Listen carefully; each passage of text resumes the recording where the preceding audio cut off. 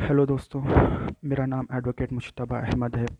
आज के इस वीडियो का हमारा टॉपिक है जो गवर्नमेंट के द्वारा कुछ टाइम पहले आईपीसी एंड सीआरपीसी में जो अमेंडमेंट का या फिर reformation of IPC and CrPC का जो प्रपोज़ल है, एंड उसके लिए गवर्नमेंट ने सजेशन सीख किया है इंस्टीट्यूट से एंड लॉ प्रोफेशनल से, सीएम से, चीफ मिनिस्टर से एंड वेरियस अदर इंस्टीट्यूट से।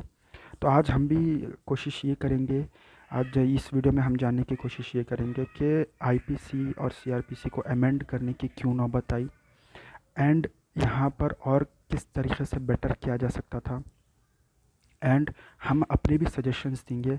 हो सकता है इस वीडियो में कुछ लंबा होने की वजह से हम आने वाले वीडियोस में डिटेल में सीआरपीसी और आईपीसी के ऊपर जो भी हमारे सजेशंस है उसको बेटर करने के लिए, रिफ्रेम करने के लिए हम उसको बराबर देंगे। सो चलिए शुरू करते हैं। आईपीसी और सीआरपीसी को क्यों ज़रूरत आन पड़ी कि उसको हम अमेंड किया जाए।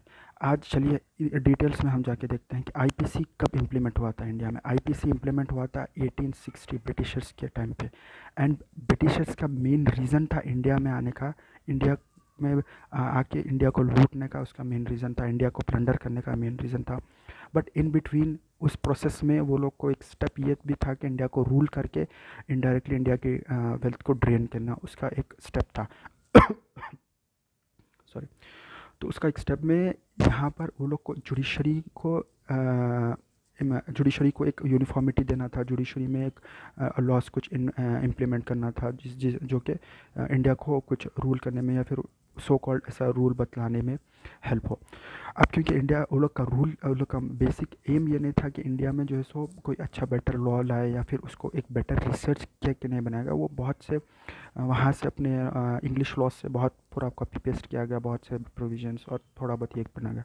एंड बेसिकली ब्रिटिशर्स जब ये बनाया गया था वो टाइम पे ये था कि क्योंकि कोर्ट ऑफ लॉ में कौन जाता था, कोर्ट ऑफ लॉ में अपर क्लासेस जैसा कि रिच क्लास और ज़मींदार, राजा रजवाड़े, एंड वो बेसिकली किसके अगेंस्ट जाते थे, कोई एक पुअर इंडियन या फिर फेलो इंडियंस के अगेंस्ट बेसिकली केसेस नहीं जाते थे कोर्ट में। वो टाइम पे ब्रिटिश ऑफिसर्स जो भी अपनी ड्यूटी को वायलेट किया उसको पनिश करने के लिए, उसको अकाउंटेबल करने के लिए कोर्ट में केस डाला जाता था। अब क्योंकि उसी को मद्देनज़र रखते हुए यहाँ पर जो ब्रिटिशर्स थे वो लोग अपने लोगों को बचाने के लिए इतने कॉम्प्लिकेटेड लॉस या फिर इतने जो लॉस फ्रेम किया गया था, प्रोसीजरल लॉस, ताकि वो कोर्ट केसेस डिले होते जाए and basically court cases delay होते जाए एंड आईपीसी में भी इतने प्रोविजंस डाल के जो भी हुआ ताकि वो ऑफिसर्स अपने जो है सो अपनी कुर्सी पर रहते हुए वो बच जाए ये लॉस के द्वारा, या फिर ड्रैग होते होते मामला वैसे ही ख़त्म हो जाए।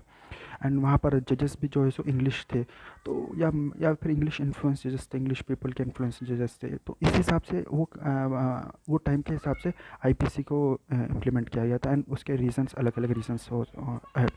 इसके one of the reason is this के वो ट्रैक करके वो करना था। एंड मोर ओवर जो सीआरपीसी इम्प्लीमेंट हुआ है वो 1973 में, एंड सीआरपीसी में भी बहुत से, क्योंकि वो टाइम इंडिया एक इंडिया में बहुत गरीबी थी, बहुत टेक्नोलॉजिकली बैकवर्ड था इंडिया, एंड बहुत से प्रॉब्लम्स थे इंडिया के साथ भी, एंड वो टाइम के हिसाब से धीरे धीरे उसको अमेंड किया गया उसको। बट आज भी अगर हम देखा जाए तो बहुत से पेंडेंसी ऑफ केसेस है due to this procedural laws. आज भी जस्टिस को जो सो मिलने में बहुत टाइम लगा जाता है, चाहे रेपिस्ट हो, मर्डरर्स हो 10 ईयर्स, 15 ईयर्स, 20 ईयर्स, बहुत सा टाइम लगा जाता। तो एक लोगों को नीड थी कि यहाँ पर कुछ अमेंडमेंट्स किया जाए या फिर यहाँ पर रिफ्रेम किया जाए ताकि आज के नीड के हिसाब से ये आईपीसी एंड सीआरपीसी को फ्रेम किया जा सके। एंड मेरा मेरा ये I was just expecting that के गवर्नमेंट सीपीसी को भी रिफ्रेम किया जाए, क्योंकि सीपीसी से भी बहुत से राइट्स के वायलेशन हो रहे लोगों के। अब फॉर एग्जांपल एक आदमी ज़मीन कुछ ख़रीदा एंड वो ज़मीन लिटिगेशन में चले गई। अब वो ज़मीन की वजह से एक इंसान की इज्जत, इंडिया में ज़मींदारी सिस्टम है एंड इंडिया में एक रिस्पेक्टफुल, एक डिग्निटी लाइफ इंसान गुजारता ज़मीन ख़रीद के, एक अपनी जमा पूंजी वो लगा के ज़मीन ख़रीदता है, उसके हिसाब से वो एक डिग्निटी डिज़र्व करता है या फिर एक डिग्निटी उसको सोसाइटी देती। एंड बहुत से लोग ज़मीन खरीदते ताकि उसका कुछ रेंट आ सके एंड वो अपने लाइवलीहुड या फिर सर्वाइवल के लिए यूज़ कर सके एंड लाइक दैट। तो यहाँ पर जो लिटिगेशन में पहुँच जाता है, अब यहाँ तो जनरेशन एंड जनरेशन चले जाते। फर्स्ट जनरेशन चली जाती, 30 साल 35 साल 40 साल 50 साल वो कोर्ट में केस चलते ही रहता, due to various reason, due to advocate reason, due to procedure laws, due to delay and. तो इस तरीके से बहुत ज़्यादा डिले होता है इसमें। इससे right to live with dignity, वो जो उसकी डिग्निटी थी उसको वहाँ पर वो वायलेशन हो रहा। And life to right to get livelihood, वो भी एक राइट जो है उसका, उस वो भी जो है सो यहाँ पर वायलेशन हो रहा है। इस तरीके से अगर डिटेल में गए तो बहुत से इसमें भी फ्लॉज है या फिर इसमें भी वो है जो कि एड्रेस करना चाहिए था। And maybe I am hoping that के आने वाले जो सेशंस रहेंगे या फिर इस पर भी लैंड लॉस पे और बहुत से लॉस जो है सो जो कि ये टाइम के हिसाब से इररिलेवेंट हो गए या फिर ये टाइम के हिसाब से बिल्कुल ही आउटडेटेड हो, उसको भी गवर्नमेंट को एड्रेस करना चाहिए था। तो चलिए कमिंग बैक टू दिस, सो आज के उसमें हम एक मेजर सा एंड एक बहुत ही जनरल मैं एक सजेशन देना चाहता हूँ गवर्नमेंट को। जो भी अपीलिंग से लेके गेटिंग डिग्री तक ये सबको ऑनलाइन करने की ज़रूरत है। कोविड के टाइम पे फॉर टाइम बीइंग ये सब ऑनलाइन हुआ था, बट फिर अगेन ये सब ऑफलाइन हो गया। यहाँ पर प्रॉब्लम्स ये आती है कि क्योंकि एक फ़िज़िकल इन्वॉल्वमेंट होती है एप्लीकेशन में। जब आप एप्लीकेशन जब सबमिट करते हैं अपील फाइलिंग काउंटर पे, तो वहाँ पर एक ह्यूमन इंटरफेरेंस होता है एंड वहाँ पर करप्शन होने के चांसेस बहुत रहते हैं। एक ह्यूमन इंटरफेरेंस रहता है, एक टाइम कंज्यूमिंग प्रोसेस है ये। एंड ये इसमें कोई ट्रांसपेरेंसी नहीं है, कौन सा केस कब फाइल हुआ एंड वो कौन सा केस कब टेबल हुआ, उसका कोई ट्रांसपेरेंसी नहीं है। जब ऑनलाइन ये सब हो जाएगा तो वहाँ पर क्योंकि ह्यूमन इंटरफेरेंस कम होगा तो यहाँ पर करप्शन चांसेस ख़त्म होंगे, एलिमिनेट होंगे या फिर बहुत हद तक ख़त्म होंगे। एंड जो टाइम जो लगता है, फिज़िकल जो डिफ़िकल्टीज़ होते हैं, फॉर एग्जांपल कोई एक डिसेबल्ड एडवोकेट है तो उसको ये अब मैं तेलंगाना हाई कोर्ट का एग्जांपल देता हूँ। तो यहाँ पर एक कोर्ट के बाहर फाइलिंग सेक्शन एक अलग बिल्डिंग में कुछ 100-200 मीटर चलना पड़ेगा वहाँ पर, फिर उसके बाद में वहाँ से फिर एक अलग उसमें डिग्री के लिए आपको जाना पड़ेगा। फिर इस तरीके से बहुत डिस्ट्रीब्यूटेड है वर्क एंड जो भी आपको डॉक्यूमेंट्स लेना पड़ेगा। तो यहाँ पर एक ऑनलाइन होने की वजह से सब चीज़ आपको अंडर वन वेबसाइट या फिर अंडर वन चीज़ मिले, from filing to this one. तो एक कोई डिसेबल्ड लॉयर है उसको यहाँ पर से वहाँ पर फिरने में बहुत डिफ़िकल्टीज आएगी। कोई एक सीनियर एडवोकेट है उसको जो है सो बहुत डिफ़िकल्टीज आएगी, वो अपनी 65-70 एज में कहाँ पर फिर लेते पड़ेगा। एंड बहुत से लोगों को भी बहुत प्रॉब्लम्स आते हैं, यहाँ से डॉक्यूमेंट्स लो, वहाँ पर लो, वहाँ से लो, यहाँ पर सबमिट करो, फिर वो एफिडेविट लो, ये।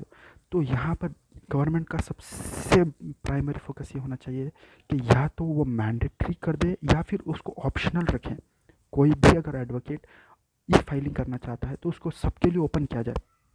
आज भी सुप्रीम कोर्ट में, आई थिंक सुप्रीम कोर्ट में कुछ हद तक हुआ, बट यहाँ पर lower courts and high courts में भी ये प्रॉपरली इम्प्लीमेंट नहीं हुआ। तो सबसे हमारा मेन सजेशन ये है कि आप ऑनलाइन की तरफ फोकस कीजिए, इसमें बहुत फ़ायदा है लोगों का। इसमें ऑयल जो ख़र्चा होता है, ऑयल बर्डन है इकोनॉमिक पे जो, एंड बहुत से फ़ायदे इसमें है, फिज़िकल इंटरफेरेंस, करप्शन, बहुत से चार्जेस इसमें है। तो इस हिसाब से ये सबसे पहला हमारा सजेशन रहेगा। एंड साइमल्टेनियसली आने वाले और वीडियोस में हम इसी हिसाब से अब तो हम टेक्निकल डिटेल्स में जाएंगे सीआरपीसी एंड आईपीसी में, and we will try to make good videos and good suggestions to the government, so that के कुछ यहाँ पर जुडिशरी में जो बेटरमेंट होने चाहिए वो होंगे।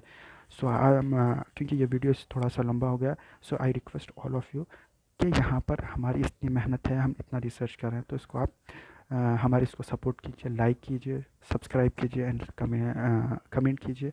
एंड आप अपने जो भी फॉरवर्ड्स है, आप अपने जो भी सजेशंस है अपने फैमिली को या फिर फ्रेंड्स को फॉरवर्ड करके जो भी उन लोग के भी सजेशंस है वो भी लीजिए एंड कमेंट में कमेंट करिए।